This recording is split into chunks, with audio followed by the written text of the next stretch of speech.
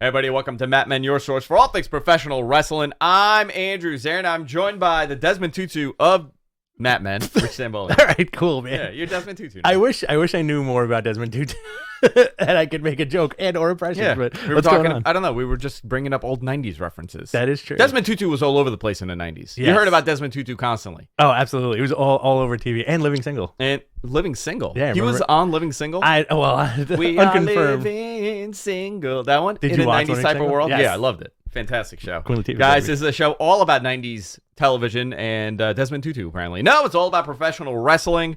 Last night, AEW Dynamite here in Long Island. I guess I could say here in Long Island. We are on Long Island. Here on Long Island. I mean, Not in Long Island. this neighborhood is Long Island light. Long Island Light. But yeah. then when you cross over into that Nassau border, it's a different planet. It is a different I got planet. so mad last night. Oh, at the crowd? That promo and the crowd, it was just like, that was every single thing I hated about Long Island Awesome. when I went to school out there and when I went to college. And it's like, oof, just the memories. I got triggered. You got triggered. It's all right. I don't know. It's been a very wild week here. We have a lot of stuff coming up. Yes. Over the next couple of weeks. We're gonna have our best of, our worst of, and our prediction show coming up, and we're gonna be doing a special episode of Matt Men, which is a Patreon exclusive, and it's the ultimate Ask Matt Men. Yes. So that will be taking place in the next coming weeks. 7 hours. Next 7 hours. We're gonna do a 7-hour show. 7 hours of Ask Matt Man. I think we could fill that. I've done 7 hours straight. So both of us have together. Did we do 7 hours straight? We did do 7 hours straight. Yeah, I used to do them all the time for like the tech watch-alongs, like the Apple events when I did What the Tech. Those were like super long because I would do that, then I would go into 2 shows right after. Mm-hmm. But we've done, I think we did 8 hours. You and I. Yeah. For like a watch along. Yeah, we started at 5 and it ended at midnight. I remember that. I think Right? It was something like that. It was like I want to say like 7.5, 8, and then we did consistently 6 hours for a while. Those are hard. When those long ass pay-per-views are happening. Yeah, thank God those days are over. But those turned into Matt Men After Dark. Yeah, that got spooky. That got like wild. Very Guys, wild. Look those up. No, don't look them up. Don't look them up. Don't look them up. A lot of stuff going on. By the way, breaking news as we're doing the show, Jeff Hardy's released by WWE. Oh my God. Breaking news just now. Fightful is reporting that Jeff Hardy is released. Hey, listen. Guess who's showing up at the Impact Zone? I got to tell you, Sean just dropped the tweet. I mean, we're doing this live and this is happening. So this is all a lot of news here. Well, I guess we'll start with that. There was an incident over the weekend. Might as well, yeah. With Jeff, where he was doing, it was a house show match. They were in the middle of a match, and Jeff went for the hot tag on Drew and rolled out of the ring and left. Very weird. Through the crowd. Yeah. Now, there were reports that people were like, oh, it's a work. Oh, he's had a relapse. Hope the dude's okay. Yeah. Number one, first and foremost, he's had his issues in the past, but, hope the dude's all right. I think Matt Hardy released a statement saying that Jeff is okay. It's just like, I don't know, man. When you hear stuff like this, it kind of sucks. Yeah. And him getting fired, this is what, like the 3rd or 4th time he's been fired from the company? Listen, what I was told is that he's been really good. He does occasionally drink. Mm-hmm. But the last, I guess, couple of weeks has been rough for him. Those are the words, more or less. Okay. But I hope he gets, I hope he gets better. I hope he does better. I hate, there are people that see this and they feel happy, they're like, good, they got rid of him, like one of those. Yeah, that's upsetting too. Even with John Moxley, there was so much negativity around him, publicly talking about going to rehab and trying to get help. And like, I hate going into the personal stuff, but some people love it, that TMZ bullshit. They absolutely love it. Listen, it's sad. It's terrible. You and I both know many people that struggle with substance abuse. Absolutely. Growing up in the neighborhood that we grew up in, drinking is a very common thing that you start very early. Yeah. And we've seen it. I have a lot of compassion for these guys, and I hope that Jeff does better, and obviously he'll rebound. But this is very interesting. I'm sure we'll have some more news as the show goes on. I didn't expect to report on that today. Very interesting. Yeah. That was actually, well, Jeff Hardy's issue was at the top of our news, and also rest in peace, Blackjack Lanza. Blackjack Lanza, which was an instrumental part of the Attitude Era. And, Yes. there's a lot of variables, and you hear about, Vince McMahon and Vince Russo specifically, right? For the Attitude Era, Vince Russo played a huge part, Ed Ferreira. But Blackjack Lanza is something that you don't hear. He was the agent there, and he was an instrumental part in Steve Austin. Yes. In just the whole dynamic of how Steve Austin came up, and he was very much beloved as an agent. A lot of people very much liked him. I know that Bobby Heenan really created his career. Yeah. When he blew up, early Bobby Heenan managing. He was an AWA guy. He was a territorial guy. He traveled everywhere. And then I believe he did one last stint in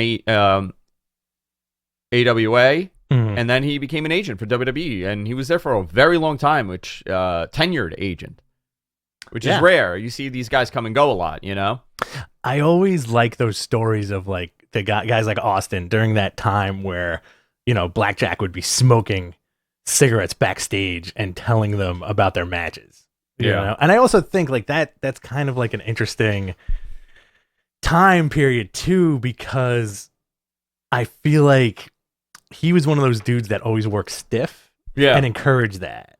Yeah, he was a decent work. I don't remember seeing a lot of his matches. Later Blackjack Lanza stuff. Blackjack Mulligan. Yeah. Like those stuff. The Blackjacks. We didn't really see a lot of like the early days, but very interesting. Sad to see.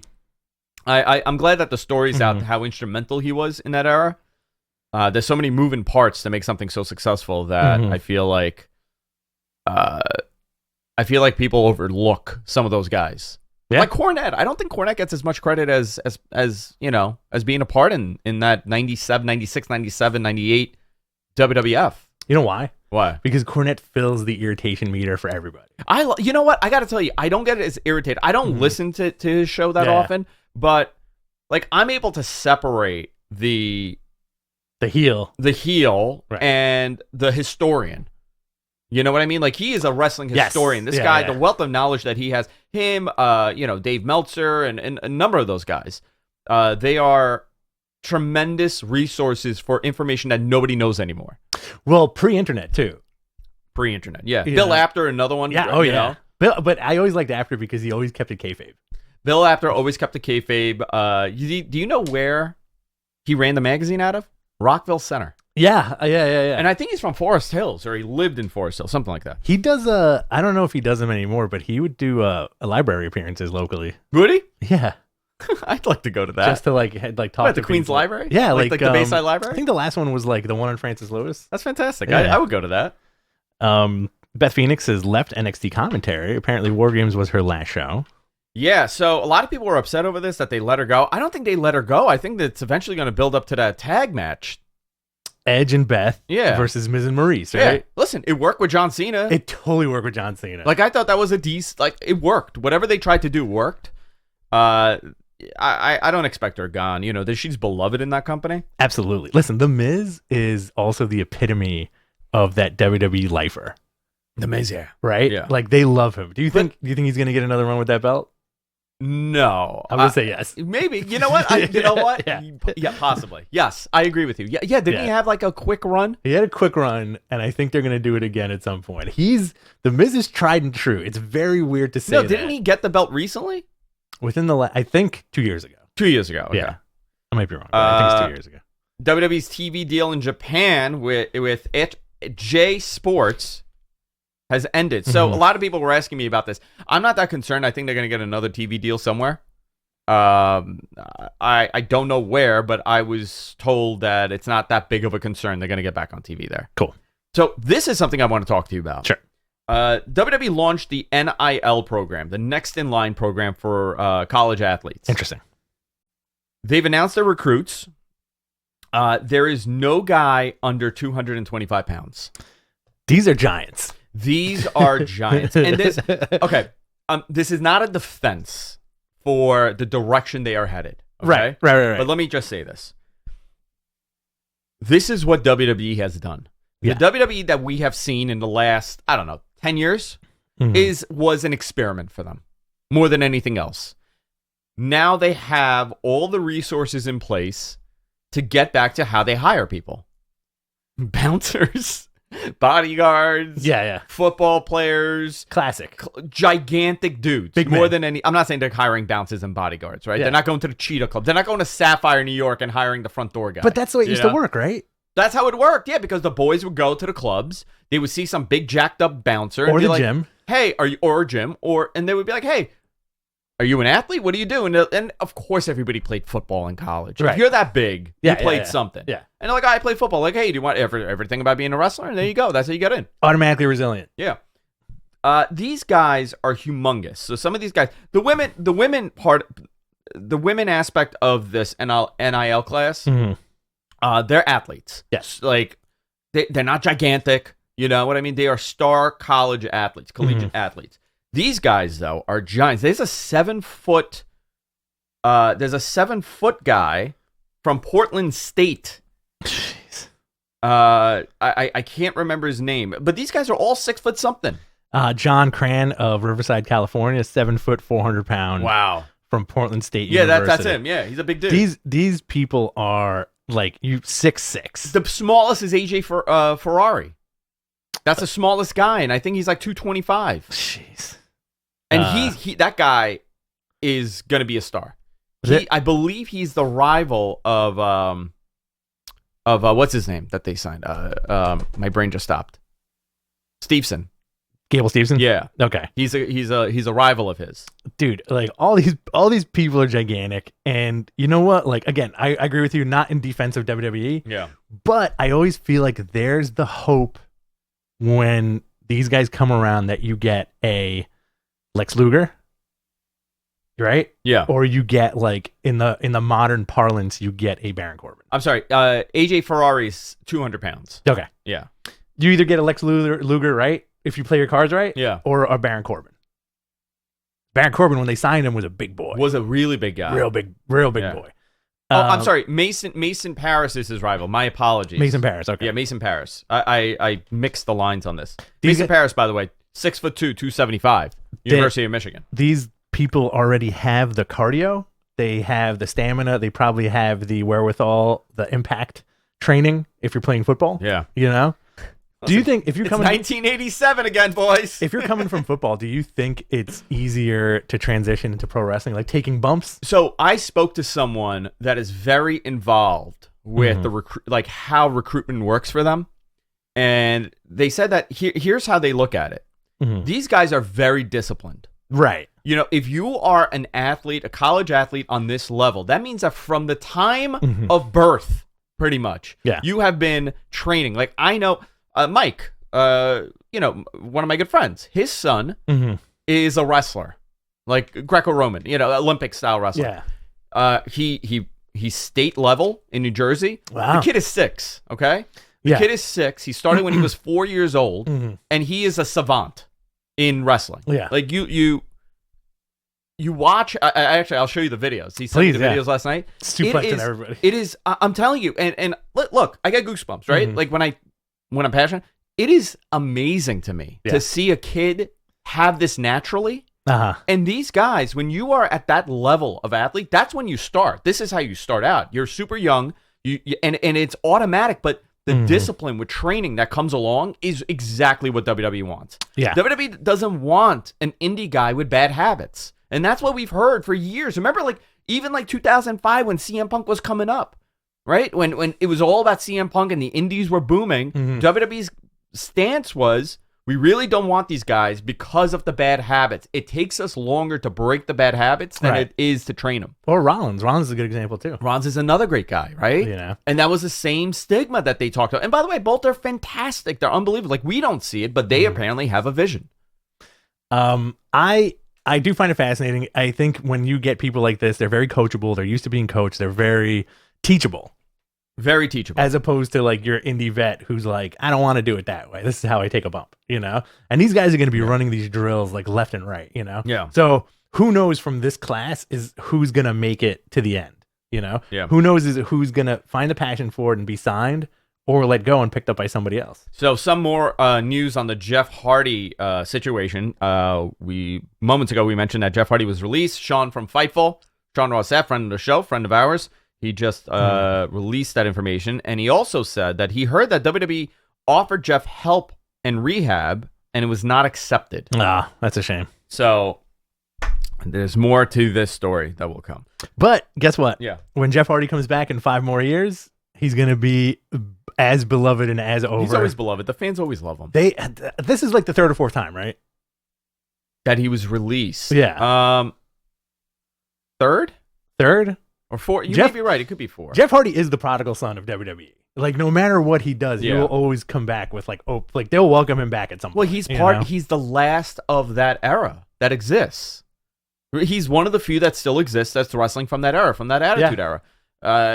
Him, Ray. He's wrestling more regularly, but Ray, him, I guess Jericho, Edge. Yeah. There's not too many of those guys that are actively still working like that. Well, Edge took Billy Gunn and his 8-foot-tall body. My God. Edge took a long break because of injury, but Hardy has been consistent, right? Hardy's been, yeah. Really nuts, dude. Yeah, really, really nuts. It kind of moved the show around because we weren't planning on discussing that. But the NIL program, listen, I'm very curious on how this is going to work out for them. Knowing the process they have in place here, this may be very successful for them. I agree with that. And I'll go into why, right? Please. And I said this on Observer Live on Sunday. By the way, every Sunday, Wrestling Observer Live, hosted by moi. Look at that segue right there. Are you on next week with me this Sunday? This coming Sunday? Yeah. I will. No. Okay. I'm going to be in the city all day. I apologize. I believe I'm going to have Lance Storm Very nice. on this week. Very nice. Yes, I believe so. I got to double check with Lance. By the way, my theme song to the Andrew Zarian show in 2009 was Lance's ECW theme. Really? Yeah. Well, you should tell him that. I will. NIL program we discussed. This is very interesting. But I was talking about this on Observer Live. Okay. And I got a lot of negative feedback over this. Okay. But I want you guys to take any kind of bias or likability out of what I'm saying. Okay. Okay. I was watching SmackDown. Okay. On Friday. Shoot. Regular SmackDown, nothing special. Yeah. Roman comes out, and you stop and you watch, right? Like, he is somebody. He is somebody very important to what he is doing. The whole demeanor, the entrance, the whole show of Roman Reigns is exactly what WWE wants. Yeah. Does AEW have that? They don't have that guy. And my point was, is it important for AEW to eventually create that guy? And I'm not saying the look, I'm saying the presence of, if I'm channel surfing, right? I'm doing this, and I'm flipping, and I get on Fox, and I see this dude walking down to the ramp with the whole entrance. I'm going to stop. He looks like he's from another planet. He looks like he's from another planet, and he's a Greek god. I mean, that's the reality, right? He's a Greek god, and that's exactly what we're Samoan god. But that's what Vince wants, right? Titans. Yeah. Oh yeah. The Colosseum, the Titans. Look at Brock. And exactly. Same thing. He does not look like a human being. He doesn't. No, nobody looks like that. And you turn. And by the way, I enjoy AEW, watching AEW way more than WWE at this point, especially Raw. SmackDown I enjoy on a very close level, but especially compared to Raw, I enjoy AEW way more. Because it's closer to the wrestling that I'm used to. I'm not saying that I'm right. I'm not saying you're wrong for liking Raw. I'm just saying this is my personal preference. Okay. Let's go into this a little bit. Yeah, go into it. Now, I have a question for you. Yeah. Okay. So we've established that you've got negative feedback by saying Roman. God, I just freaked out, dude. I just thought I wasn't recording the show. Roman is the total package when it comes to wrestling, right? There's no denying it. Okay. This complete version is the final version of Roman. The most perfect version right now. The most perfect version right now, right? Up until this point.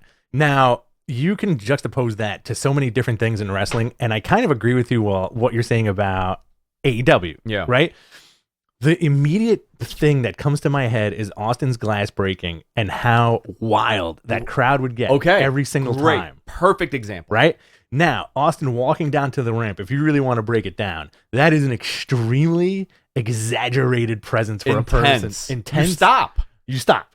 Another planet, right? Yeah. I do think AEW has those top guys that warrant that reaction. But what you're saying is the next level of that reaction. The next level of that reaction, right? And Roman's the only thing right now. Roman, Edge, you know what? Brock and Roman. Edge also. I would put Edge there for sure. You know who else? That's kind of there. Bobby Lashley is another guy. You look at this dude and you say, holy moly, who is this guy? He's from the planet of rocks. Ugh. But again, he doesn't, but it's a very different level. Like somebody over there explained to me, like, I was like, why do you think Roman works? This is recently.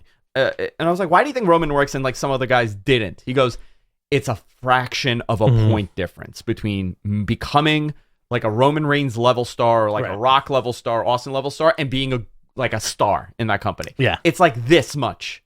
All it takes is this much, and that you cannot teach. That is what you have.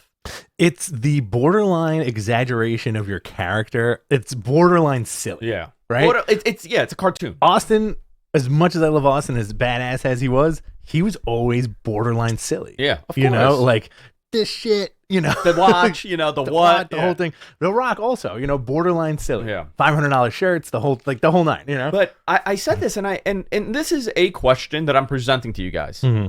Does AEW have that guy?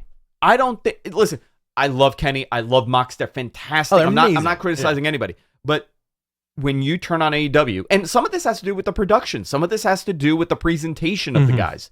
Do they have that guy?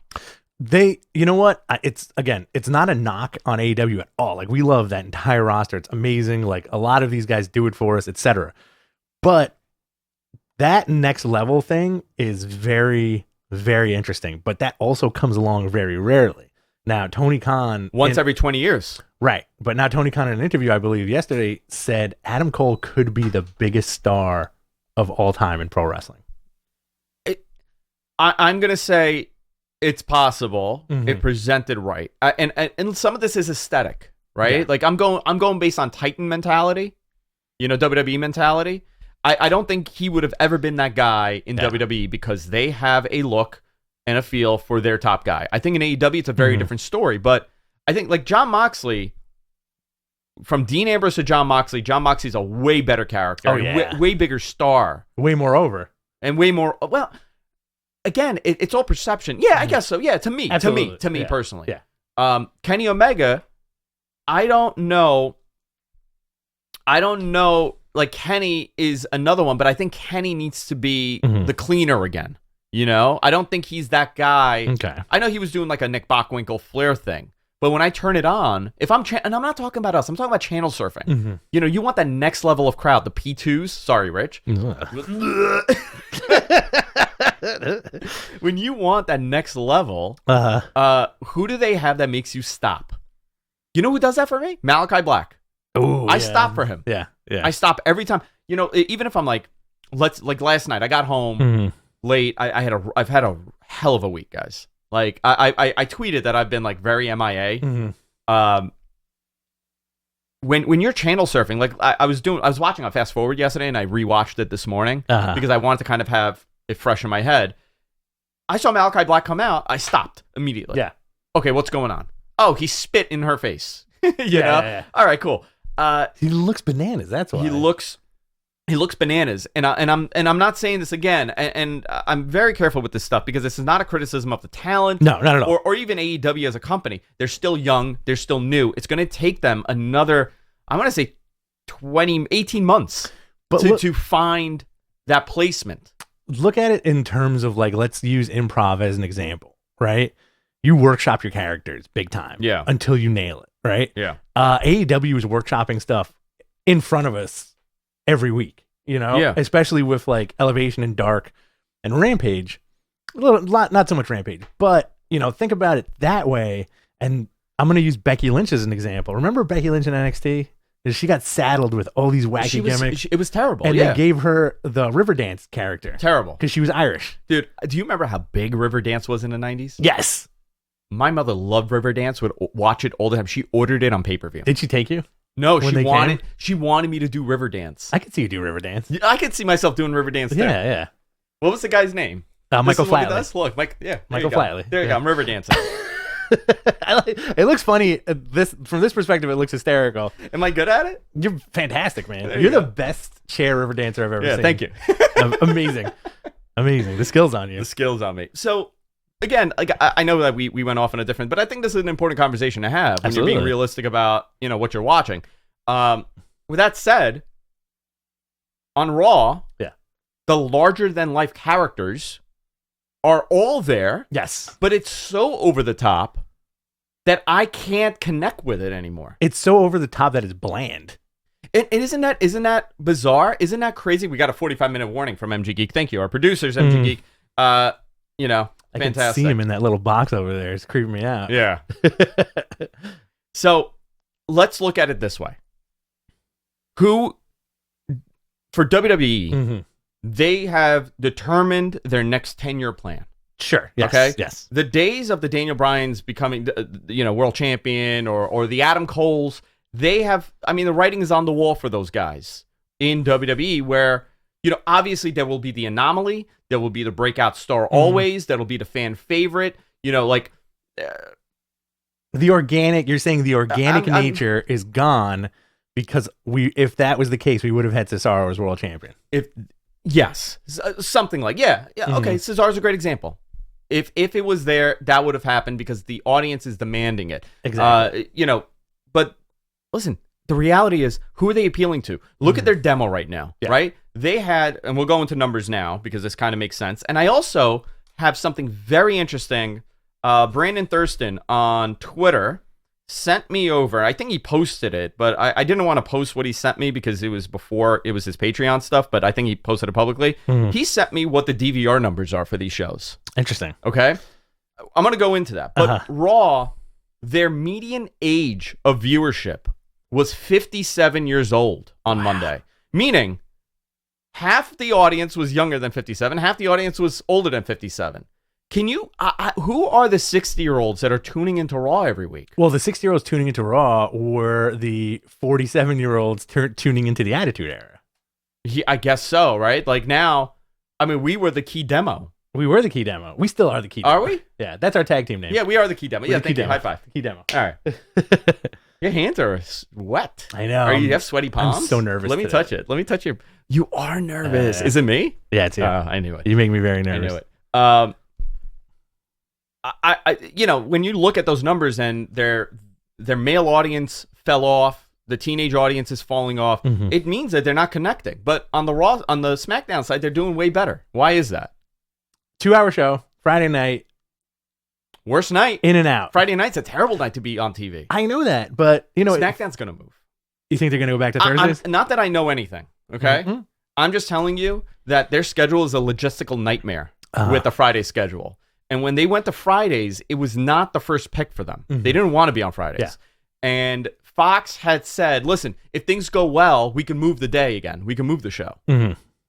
It could, listen, SmackDown going on Thursdays again would be fantastic for them. Much better. It's ruined a lot of their travel. It's a lot of fun, too. I think, Thursday night you have... I make it a point to watch AEW every Wednesday. That would be the best thing on Friday for them. I think it's a fun break during the week to watch 2 hours of wrestling on a Wednesday night. Yeah. If SmackDown moved to Thursday, me personally, I'd be way, way excited for that. On Thursday? Yeah. Oh, me too. Because it would be live. Yeah. And I don't have to worry about Friday. I don't want to watch wrestling on Fridays, honestly.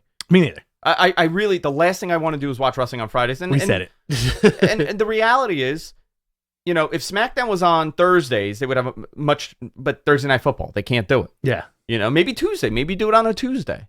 When the last time I watched Rampage live was? When? The day after Thanksgiving, because we were cleaning up the apartment. We were hanging out with family. Next thing I know, it's 5 to 10. Yeah. And I'm like, I'm just going to watch Rampage right now. This is great. So some AEW news here before I go into some other stuff. Holiday Bash theme for Wednesday, December 22nd.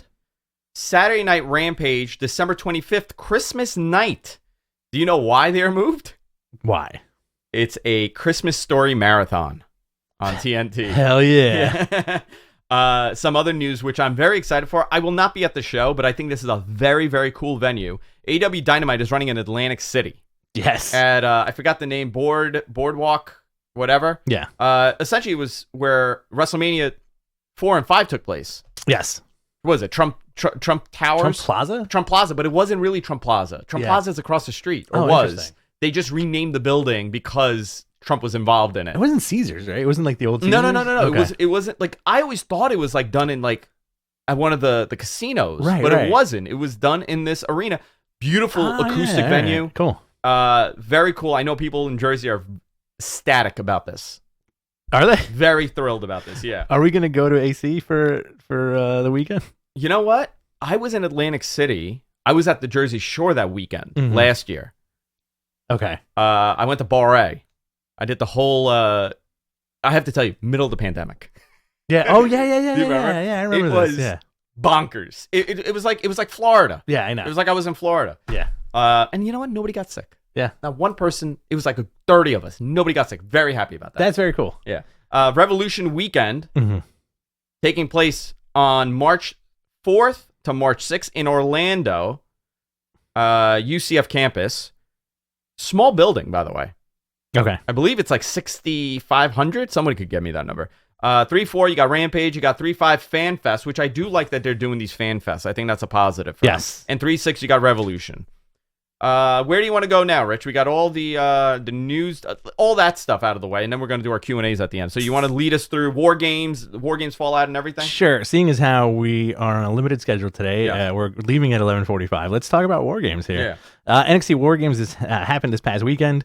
You have your opening match, Kaylee Ray, Raquel Gonzalez, Io Shirai, and Cora Jade beating Dakota Kai and Toxic Attraction.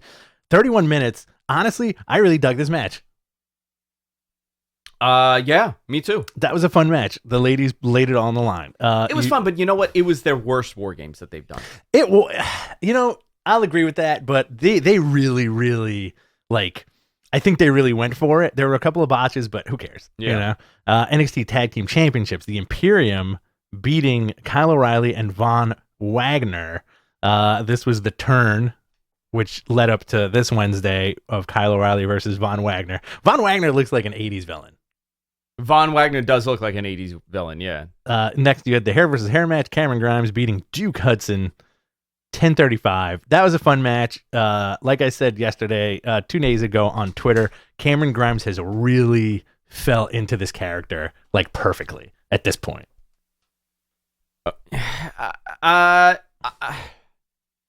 He's really good. Yeah. By the way, it's 9,400 is the capacity for Edition Arena. Cool. You also had the NXT Cruiserweight Championship, Roddy beating Joe Gacy in 8 minutes. Okay, I was surprised by that. How do you feel about the Joe Gacy character? I don't know how I feel about it. Is he too on the nose with Joel Pearl? He's very on the nose with Joel Pearl. And you had War Games main event, Team 2.0. Braun Breaker, Carmelo Hayes, Grayson Waller, and Tony D'Angelo with his Italian flag face paint. I love that. Beating Team Black and Gold, Tommaso Ciampa, Johnny Gargano, Pete Dunne, and LA Knight. 38-minute match. This was fun. Braun took the pin. Braun pinned Ciampa. Yeah. We got some cool DIY stuff. So that was a fun match. Listen, very fun match. I'm a big fan of Braun Breaker. Same with me, man. They have. I'm telling you, you're talking about the it. Yeah. I am hoping, and I know there are a lot of people that don't like him for whatever, because I feel like they don't like him because he represents this new NXT. Yes. I got to tell you, man, they are doing it right with him. Absolutely. And it's still early, but he's extremely charismatic. He's for the experience that he has in the ring. He's real. I mean, listen, he's a Steiner at the end of the day. You know what I mean? Like he has it in his blood to be. I hope that he drops the Breaker name. I know that they're saying that it was his suggestion. You know how it's a suggestion? Let me tell you how. They send you home. They say, come up with names. And God, you hope that they pick one of your names. Yeah. Because what they're going to give you is going to be terrible. So when they're saying, like, well, Braun Breaker picked his name, or this one picked that gimmick, and they give you options, they kind of, like, lead you down a path. Do I hate the name Braun Breaker? No. That grew on me. But I would love him to be Rex Steiner. Yeah. You know? Well, I mean, isn't his real name Bronson? Yes. So Braun, okay. Braun Breaker. Oh, call him Braun Steiner. Yeah. Why not? It really grew on me because, it's a chantable name. Breaker. Right. Steiner also. Steiner, yeah. He has believable intensity, and also he has that asshole voice, that asshole cadence that his uncle has, you know? Yeah. You come here. Yeah, that voice. Yeah, Ciampa, I'm taking that title from you. You know? Fantastic. I like the dude. I think and he's only 24, which is nuts. Very young, very good. And obviously they're leading up to that match, you know, that rematch, and it looks like he's going to beat him. So there were a couple elements here, right? Yes. Kyle O'Reilly did the Undisputed Era hand signal, right, and said this is a brotherhood. Yeah. He lost to Von Wagner on in the steel cage match on Tuesday. NXT TV on Tuesday. I think this is it for Kyle. I would. If I were to be a betting man, I would say that he's more likely to be leaving than Gargano. But I agree with that. They did a very good job with Gargano. We don't have a lot of time today, so I don't want to go through this whole card with the results. But Johnny Gargano came out at the end. He addressed his future. He was a very heartfelt promo. He said he has the most important job coming up in February for him, and as being a father. You know, I would see him taking some time off, obviously. Yeah. To be with his wife, be with his child. And then maybe sometime in March or April, you see him coming up. Yeah, you know, I think it's always fun to play guess what happens with these guys. Yeah. Kyle O'Reilly, me personally, I definitely think done. Josh Coleman in the chat. Love you guys. Sweet $5 from Josh. One of my best friends. Love you guys. Everyone smash that like button. We also have Steven Prasad, 279 from California. That's a CA 279. That's a CA from California. California currency. California currency. When the union dismantles and we all become countries, that'll be the currency, CA. So Gargano, I feel like he's going to stick around a little bit because, one, he's going to be a dad. Yeah. Two, his wife is still under contract. They're in Florida. He could be a great trainer there. Exactly. Sean loves him. Everybody loves him. He's beloved. Right. Listen. And he does have the option to go anywhere he wants after that, right? Sign a 1-year extension. Is he going to be AEW World Heavyweight Champion? All right. Like let's look at it this way. Do you want to be realistic? Let's be realistic. TNT. Okay. So he leaves. He leaves WWE. He leaves NXT. He goes to AEW. He has these phenomenal matches. And then what? Is he going to be the top guy in the company? I'm not saying no. I'm just saying realistically, you know, he has to weigh the pros and cons. Does he want to travel? Does he want to be part of another company? You know, with a wife at home, with a baby, with possibly a cushy position in NXT. What does he want to do? I think these are all questions. Listen, if I was him, I know the difficulty of taking on a full-time job that's very demanding with 2 children. Right. It is very difficult to manage your life. I don't travel like he does. If I had to travel, it would not be. I would most like if I got a job, WWE offered me a job today, and they said, "Listen, Andrew, we're going to give you this great gig. You're going to be a producer, whatever, but you have to travel." And it's, let's say they're paying me $250,000-$300,000 a year. Let's just say, throwing out good money, right? I would probably have to really deeply think about it, and I would probably pass on the offer. Interesting. Because it doesn't fit my lifestyle. I want to be with my family. I am a family guy. I mean, listen, we talk about, we talk a lot of crap on the air, but for me, that's my priority in life. Yeah. And I think that's the priority for a lot of people. Kyle O'Reilly, on the other hand, I think he would benefit way more by going to AEW because his other option is going to the main roster. Right. And what do you do with Kyle O'Reilly? Because he doesn't have face paint. He doesn't have a mask. He doesn't have a flashy outfit. He's not a flashy promo. So what does he do there? Right. You end up with... He has a couple good matches. Yeah. That's a very interesting speculative argument. I wouldn't mind seeing, as long as these guys have work, I don't mind seeing them wherever they go. But, I feel like Gargano's probably going to stick around in WWE. O'Reilly, I could definitely see making an impact in AEW. I see all these guys making an impact wherever they go, but it depends on what kind of impact they're going to make. And I find that the most interesting part. Now, Tommaso Ciampa is another great example. Oh, yeah, when Ciampa's contract is over, where does he go? What does he do? I think Ciampa would be a fantastic main roster heel. I mean, in every possible way, but it all depends if it fits what they are thinking about doing that year. The narrative. Month. Yeah, listen, it's a very different WWE. I don't think people realize this. There's a lot of criticism about them, and people are acting like it's, WWE of the past. This is a very different company. This is a mainstream media conglomerate now. Constantly evolving. They have... I don't think people realize how smart Nick Khan is. Yeah. I don't think people know his actual background. If you do your homework on this guy, you're going to... Him and Vince McMahon have totally different philosophies. Right. And this is the guy running the company now. So, yeah. Listen, not criticizing them. There's plenty to criticize here. For sure.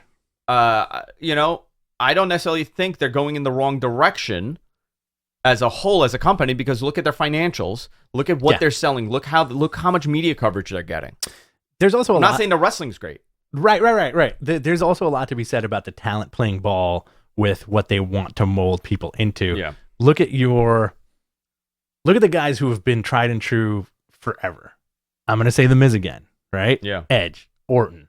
I think Riddle is going to be one of those guys. Corbin, Bobby Lashley, right? Like, these guys play ball and they're constantly on TV, Drew McIntyre, another good example.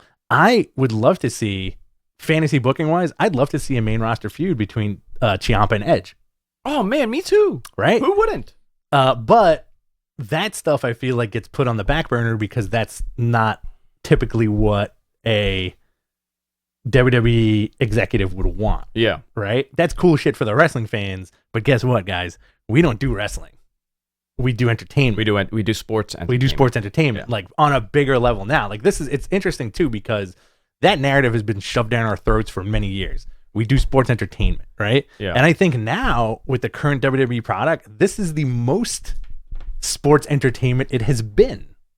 Yeah. Agree or disagree? I agree with you. Right. Yeah, it's a whole different company. Since the pandemic ended, since the Thunderdome era ended, this is a very different company.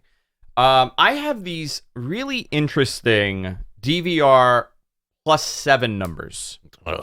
This is courtesy of WrestleNomics and Brandon Thurston. Fantastic job at compiling this. You should get him on. I am going to have him on. I'm just trying to schedule it. I think once the holidays are over, when I have an easier schedule, we could do it. So a lot of people have asked me, what does AEW do with DVR numbers, okay? I have their monthly average here. I think this is interesting to a lot of people, and this says a lot. AEW in January was averaging 997,000 average viewers. Their live plus same-day viewership in January was 757,000. They had about 240,000 that watched next day plus 7-day delay. So it was about almost 1 million. They have been at 1 million. Let's say that's 1 million. They have been over 1 million the entire year. Their peak was September for Dynamite. 1.4 million was the average viewership for Dynamite in September. Right now, I think November was about 1 million, 1.06 million, right? Rampage's average with DVR is 732,000 in November. Very different story being told here, right? Impact. I mean, by the way, everybody's down here because from September on, everybody dropped in their numbers, including WWE. Impact, 122,000 with DVR delay. NXT, 682 is their average. Their peak was September. It's gone down steadily, but their peak right now was in April, where they averaged almost 1 million per million for the average in April. Wow. Which was interesting. Raw, Rich, you want to guess these Raw numbers? What do you think they're doing on average right now? I'm going to say 1.3 million. 1.87. Wow. Yeah, with the DVR delays. Their peak for the year was January with 2.3 million, and then again in August, where everybody got that bump in August and September, 2.22 million. And SmackDown, this is the interesting thing. SmackDown's doing 2.3 million at their peak right now. Wow, in November. 2.3 million and 2.5 million in January was their peak. But very interesting, right? I mean, these are the numbers that really matter for viewership.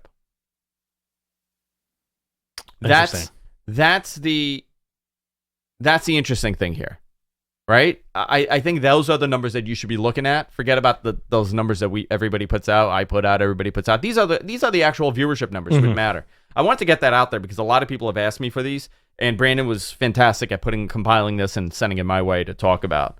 Very interesting stuff. Where do you want to go, Rich? We got about 20 minutes. Well, when you talk numbers, I just want to go away. I know. I'm sorry. Forever. I'm sorry. No. It's fine. So we have about 20 minutes left. Yeah. We'll do 10 and 10. 10 minutes of questions, 10 minutes of more headlines. Let's do 10 and 10. So do you want to move into AEW from last night? Yes. Let's go with that very quickly. So let me find it here in the notes, Mr. Gonzo. Dynamite last night. Show started with CM Punk getting booed out of the building, huh? Booed out of the building. He came out to MJF's music. Yeah. Which, I got to tell you, it was a little bit of a detriment to that MJF pop because you already heard the music and he came out.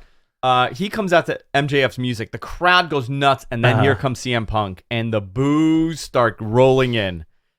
He had a ball playing a heel. Oh, yeah. He loved it. For sure.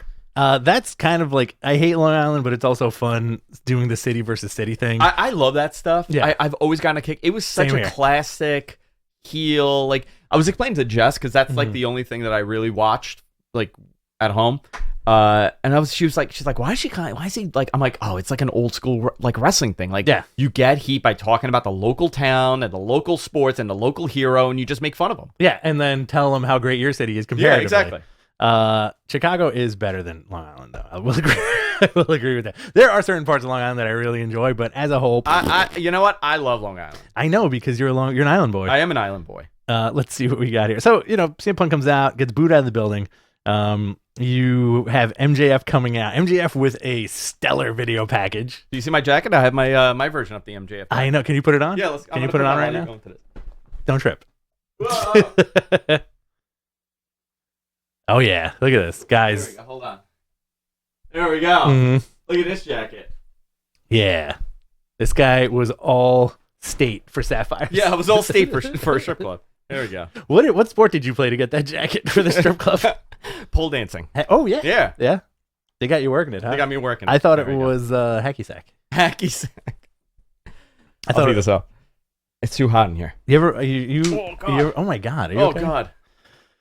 So you have the Dynamite Diamond Battle Royal, which was a lot of fun. MJF and Dante Martin were the last two participants. Dante Martin turned on Team Taz. Yeah, so everybody saw it coming. I thought it was cool that it was they did a work on this. Yeah. He didn't join them, and he kind of he turned on them. So it builds a program right there. Yes, Jeff Hardy did get released chat room. We talked about that at the top of the show. Jurassic Express and the Varsity Blondes beat the Acclaimed and 2.0. Yep. The Bucks with Adam Cole and Brandon Cutler beat Chaos. Like this version of Chaos. Chuck Taylor, Rocky Romero with Orange Cassidy. Superclick beat up the babyfaces. Trent made his return in his mom's car, which is great. Trent looks amazing. Cut his hair, got real jacked. He looks like the love child of Jon Moxley and the Blade. Yeah, he does. I thought it was the Blade, actually, when he came out. I had to stare at him for 5 minutes to figure out who the hell that was. Good for Trent, making his Long Island return, because he's an island boy as well. Rio defeating Jamie Hayter with Dr. Britt Baker, DMD, and Rebel. Varsity Blondes and Julia Hart were backstage. Malachi Black shows up and destroys everything. Yeah. She sells it like he was dying. And Bryan Danielson beat John Silver. Adam Page makes the save. Listen, I'm like the Bryan Daniel Bryan, whatever the hell's name. Bigger and bigger every week. Wide. Yeah, man. He's getting looks great. When he beat Evolution, I think that was the widest he was ever at as a wrestler. Yeah. Well, look at those traps on him. Fantastic traps. I don't know, man. The Bryan Danielson arc may be my favorite thing on AEW right now. They've done a very good job at turning him prematurely. Yes. But it's worked for him. I think the whole dynamic has shifted with Mox being gone. I mean, he's in that Mox spot right now. Yeah. So, yeah, for sure. Everything is kind of all over the place. They had to rebook their plans but it's kind of falling into place here. So you're saying they would have booked Mox as a heel? Mox was going to be the heel going up against Hangman. I do like this, which that makes a lot more sense on paper. Though, right. You know? This is pretty fantastic, though. Yeah, I would have liked to see him and Punk continue with their undefeated streak. Yeah. I'm choking here. Hold on. undefeated streak. Yes. But they're going to have to lose eventually. Right. And, the reality is you don't want another draw unless that's what you do and he goes to a draw with Hangman. And the story is that he just can't finish it at the end. Can't get it done? He can't get it done at the end. So you're taking the Kenny story from Japan, putting it on Daniel Bryan. That's what they did with him, right? There was a tie that first match, which was the best thing that they did, was a draw, a time limit draw. I don't think that people would be happy with it, but I think it would be an interesting element to this. So they've put together some interesting things. The other thing from the show that I picked up on, CM Punk's promo was that he wants the title shot. He says that he's next in line. Right. So we'll see what happens. I got a question for you. Yeah. So, at the top of the show, we were talking about presence in pro wrestling, not necessarily like who's over, right? We just mentioned the American wrestling. Do you consider Okada and Tanahashi on what level are comparative with Roman?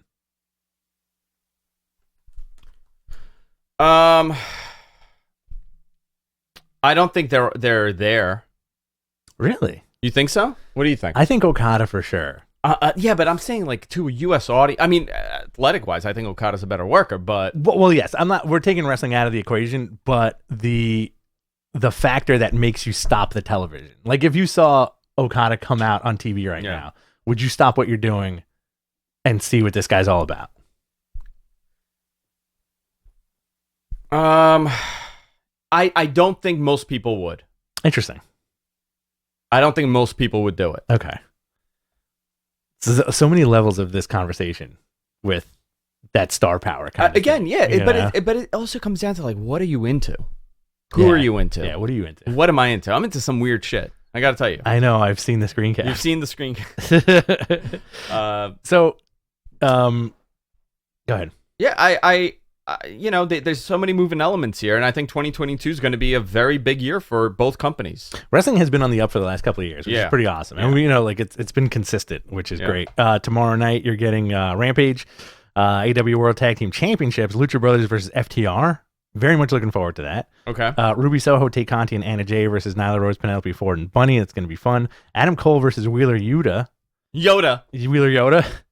Hook versus Fuego del Sol. People are going bananas for the Hook stuff, by the way. Okay, Hook. People are very excited about Hook. Is Hook going to be the guy?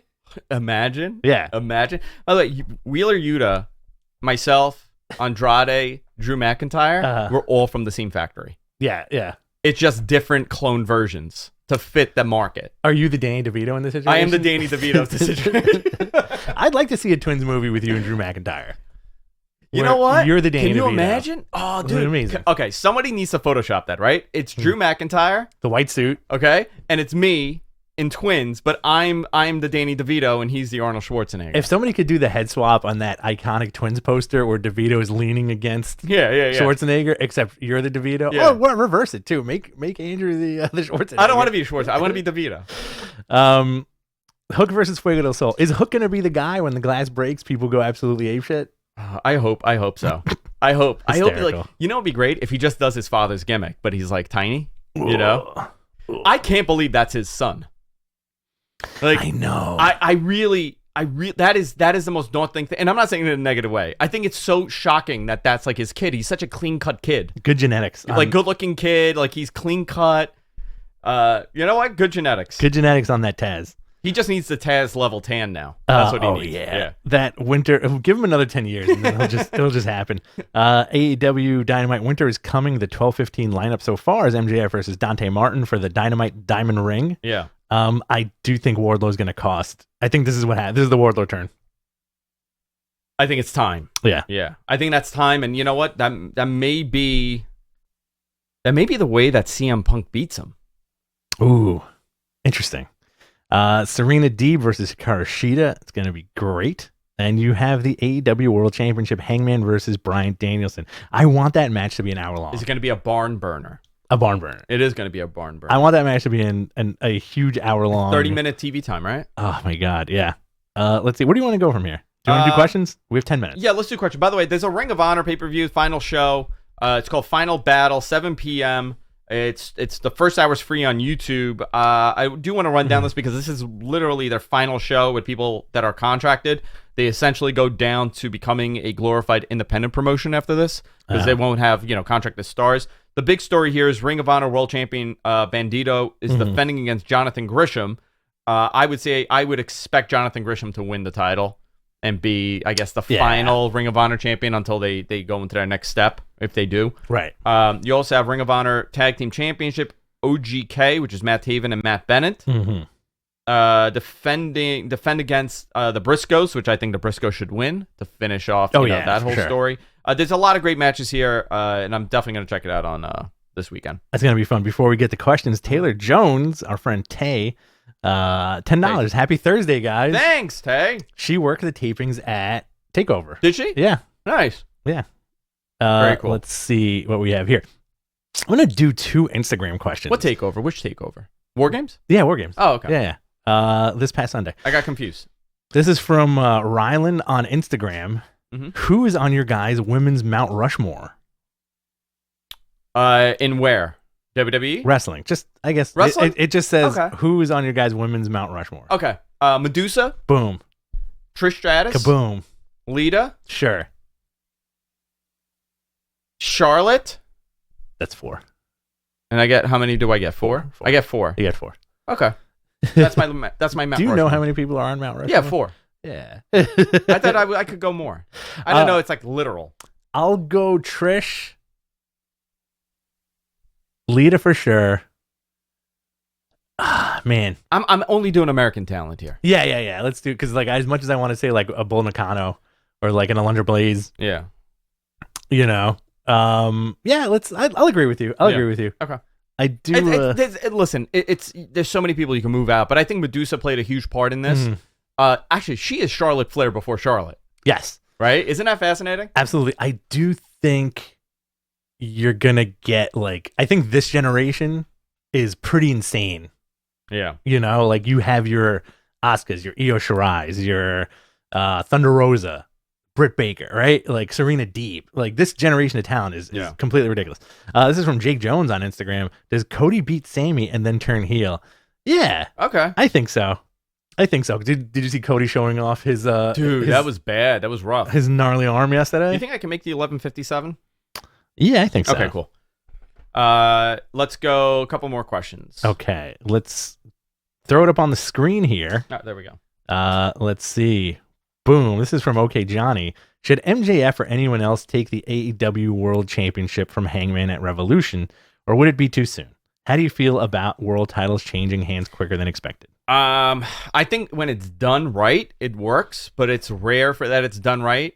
There's a couple occasions you could say, okay, this made a lot of sense and it actually helped. I don't personally think Hangman should drop the title, but when does he drop the title and to who? They've done a good job of keeping those titles on guys for a very long time. Yeah. I personally don't think it's going to be Daniel Bryan. Bryan Danielson. I don't either. All right. Do we think rapid title changes? Let's see. I lost it. How do you feel about world titles changing hands quicker than expected? It's a prop, but sometimes I like tenure on a title. You know, AEW has done a very good job with that. Yeah. Let's see here. This is from Rated C. Since WWE is doing the NIL program, are they still going to sign indie wrestlers? Yes, they are, but they're not exclusively scouting the indies. If there's a breakout star, obviously they're going to grab them. Those guys are always going to be taken. I don't ever expect those guys to disappear from WWE, but I don't think that's their priority for scouting talent and developing talent. Yeah. But let's say, like a guy like Wardlow, a guy like MJF, a guy like Brian Cage. These are guys that they definitely have their eyes on, and they would definitely sign if they can, if it works for them at the moment.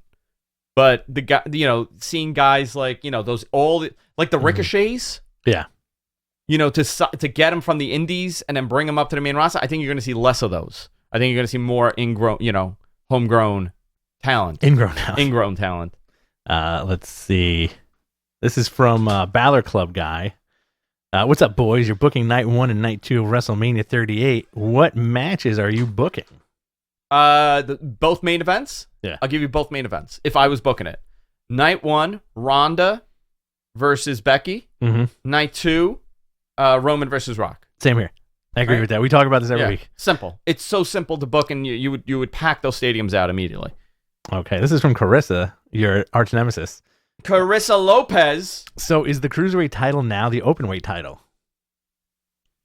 I guess or so. A Openweight title? I guess it is. I don't know. An all-inclusive title? It's an all-inclusive title. Anybody could fight for it. Yeah. The 24/7 title. They never know how to run that Cruiserweight title. No. They have like moments where they figure it out, and then it just goes... It's so weird. This is from Gary Lyles. AEW books hometown talent so well, even MJF was over. Will Vince take a hint? No, because it's all about heat over there. Everything is about getting heat. Yeah. It's not about positive heat. It's about negative heat. Mm-hmm. That's why they cultivate heels so much better than baby faces. Yes. Look at it like this. Bailey in San Jose. At the time, she was huge, and she loses. Yeah. Great example of it. So weird. So weird. Let's see. We got a question on Twitter from All Elite Cowboy. #AskMattman. Is there a realistic chance we could see an AEW NJPW Super Show next year? It depends on the pandemic. That's really what it comes down to. Oh, this is a good question. This is from Mike Roth on Twitter. Do you guys know where Timothy Thatcher is? That is a fantastic question. They took him off TV with an injury angle, right? Mm-hmm. They just beat the crap out of him. I don't know if he was hurt or not. I can't remember, but I haven't heard anything, which is fascinating because he was really getting pushed. He was going to be that next, grappler in that company with the feud with Matt Riddle and the feud with Tommaso Ciampa. I think they did a great job at building him. I don't know. That's a great question. You think he just got in his car and left one day and nobody knows where he is? Guys. Let's see what we got here. This is from Joe on YouTube. Do you agree with Meltzer's opinion that Nick Khan is the most likely guy to take over from Vince eventually? Yeah.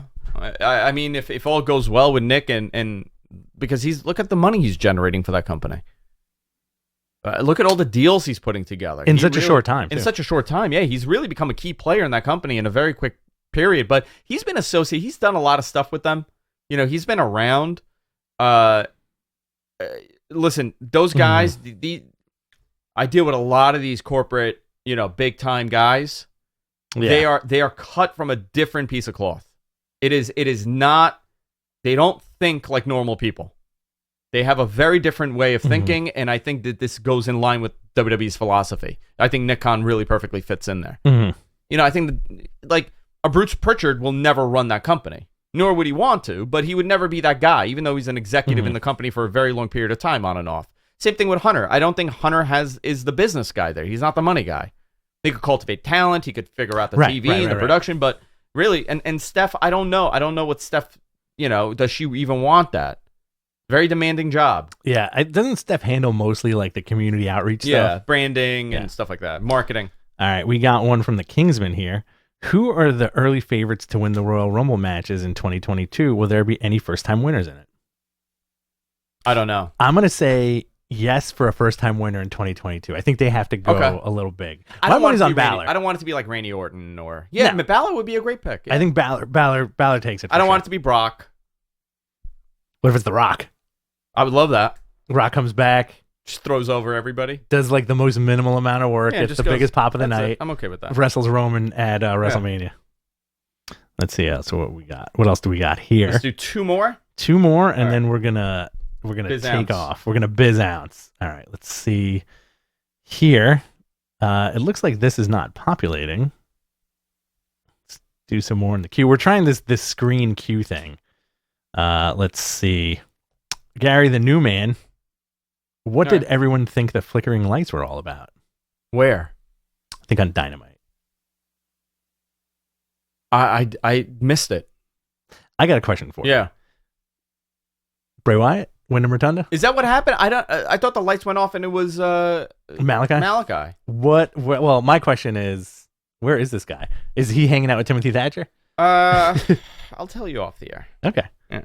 All right. That's cool. Is he inside? He's inside. Is he inside the house? He's right now. He's here. He's here. Yeah. All right, guys.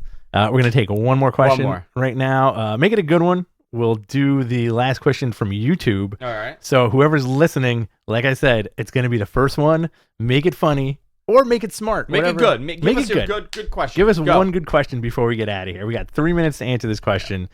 Hit it up, YouTube. Yeah. By the way, let's do it. I want to remind everybody, subscribe to us. We're everywhere podcasts are available. Obviously, it's a huge help. And, of course, subscribe to us here on YouTube. We're also on Wrestling Observer. All right. What do we have? Oh, we never picked a Women's Rumble winner. Bailey. Returning Bailey. Returning Bailey? Yeah. Okay. Liv?